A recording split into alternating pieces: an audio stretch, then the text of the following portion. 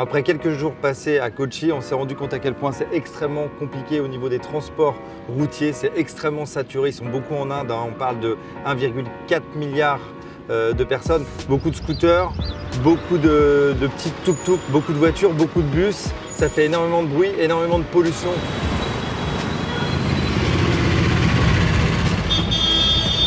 Aujourd'hui, il y a pas mal d'acteurs locaux qui se mobilisent, donc on est allé rencontrer quelques solutions de décarbonation dans ces secteurs du transport, mais plutôt transport en commun.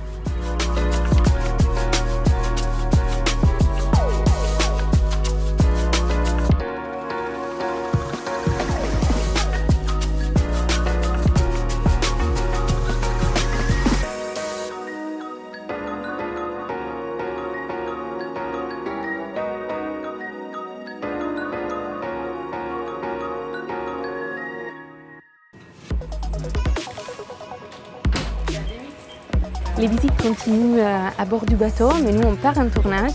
Il faut savoir qu'à Kochi et au Kerala, plus qu'ailleurs en Inde, il y a une réelle ambition de réduire les émissions de gaz à effet de serre. Et donc là, on part pour aller voir le métro de Kochi, qui a pour objectif de devenir complètement autonome en énergie d'ici quelques années.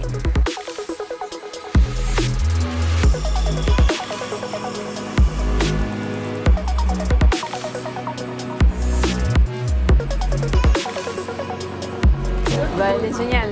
Finalement, il est vraiment propre, hyper moderne et surtout très à l'heure. Donc, pas exactement comme les métros italiens.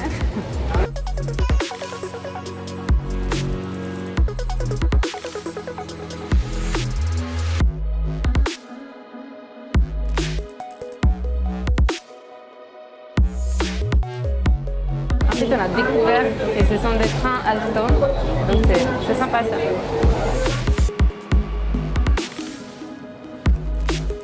Hello, good morning. I'm Beatrice. On va voir les panneaux solaires qui sont installés sur le toit.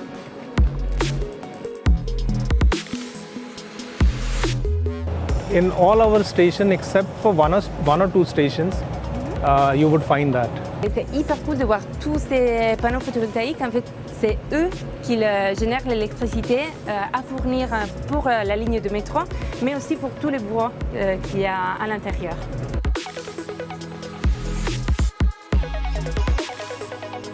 C'est très sympa de voir les gens qui s'engagent pour promouvoir des moyens de transport plus durables. J'espère vraiment que ça va servir comme exemple pour d'autres villes autour de l'Inde.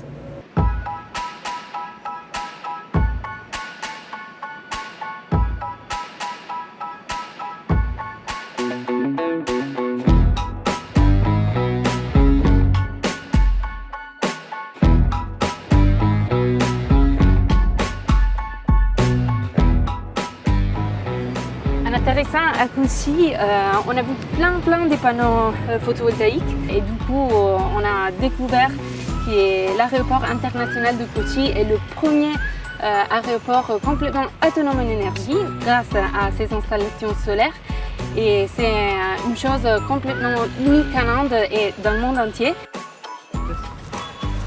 Hi, nice to meet you. I have met you in the conference. Yeah, I remember. Amazing. C'est trop drôle. En fait, on s'est connus l'autre jour lors de la conférence sur la production et le stockage d'hydrogène. Et du coup, c'est lui finalement qui va nous amener à voir les fermes solaires.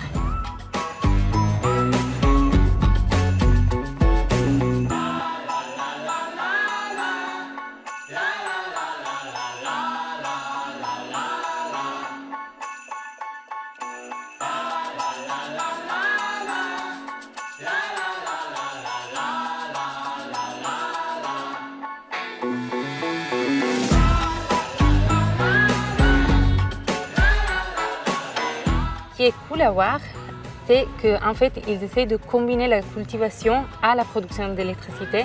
Les populations étaient embêtées par le fait de sacrifier les terres pour l'énergie, plutôt que pour produire de la nourriture. We are practicing the agro-photovoltaics in this farm. We are cultivating vegetables, that is creeper type of vegetables that don't affect the generation. And also we have planted flowers, horticulture. We have lots of flowers, and we have turmeric, medicinal plants such as turmeric, ginger and all.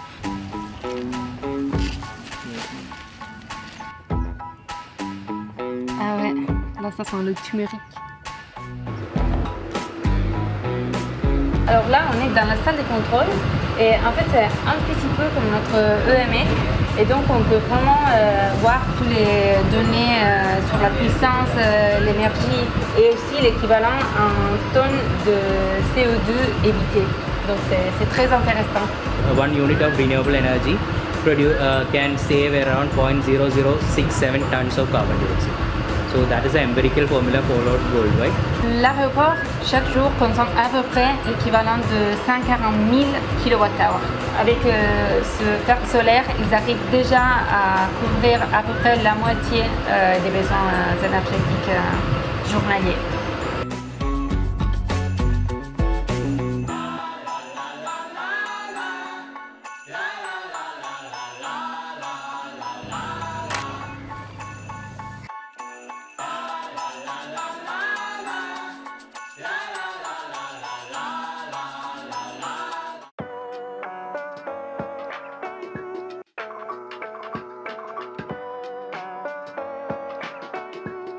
Ouais, on vient de sortir du bateau, là on est à Cochin, là. On est dans la petite marina et on va rejoindre le Kochi Shipyard pour aller voir leur nouveau navire en fait.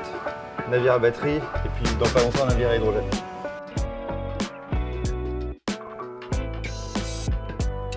Donc là on est accompagné par beaucoup de personnes, hein. Il y a une vraie délégation quand on embarque à bord du bateau électrique. Donc il y a une partie en fait du chantier, des ingénieurs, architectes qui l'ont conçu. Et de l'autre côté, une équipe qui gère en fait la station de métro.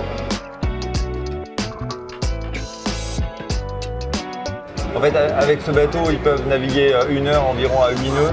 Et après, il faut qu'ils aillent recharger pendant 15 minutes. Donc, ils ont un supercharging. Hein. J'ai regardé tout à l'heure les modules. Ouais, what is the power? 300 kilowatts. 300 kilowatts.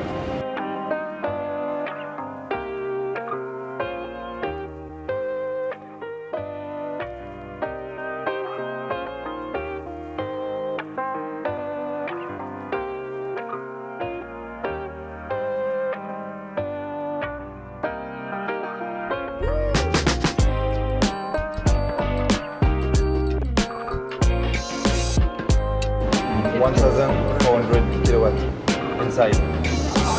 On a une équipe de passionnés en fait qui essayent de faire évoluer la mobilité maritime. Donc c'est toujours intéressant de discuter avec des gens qui sont habités par ça. Et ils sont en train de nous faire découvrir en fait toutes les technologies sur lesquelles ils travaillent. Donc on fait un petit peu la même chose.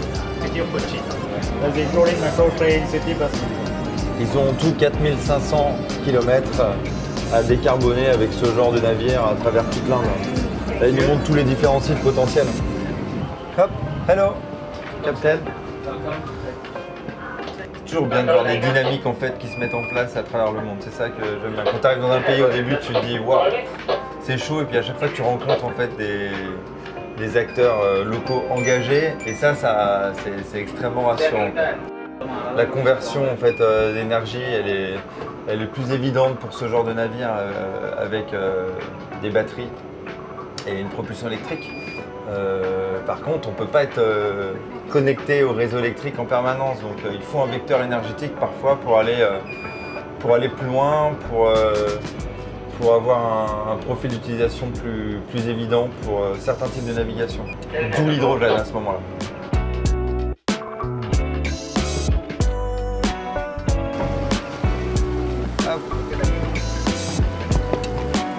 15 minutes only, hein.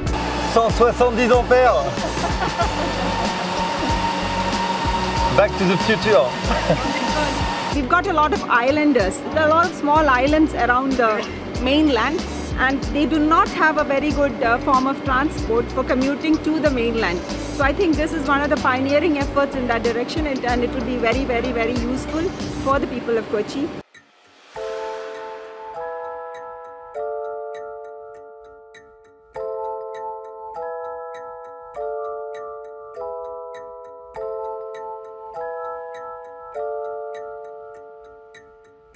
c'est le véhicule phare en Inde. Il y en a des millions. Il faudra qu'on en trouve le nombre exact. Et en fait, c'est le genre de véhicule qui peut être converti à l'électrique hyper facilement. Donc,